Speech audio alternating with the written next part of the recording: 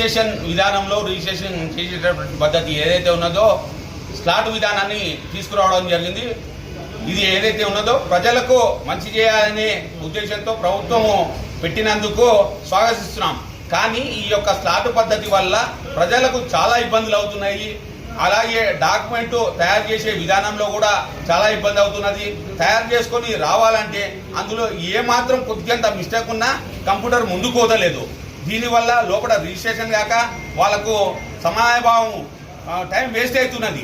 దీనివల్ల ప్రభుత్వము ఈ యొక్క స్లాట్ విధానము రద్దు చేసి పాత విధానమే కొనసాగించాలని చెప్పేసి ప్రజల ద్వారా మేము ఈ యొక్క దస్తావేజు లేఖలను కోరుతున్నాం. ప్రభుత్వానికి విన్నవించుకుంటుంది ఏంటంటే ఈ స్లాట్ విధానం ద్వారా ప్రజలకు మేలు తక్కువ, ఇబ్బంది ఎక్కువ జరగబోతుంది.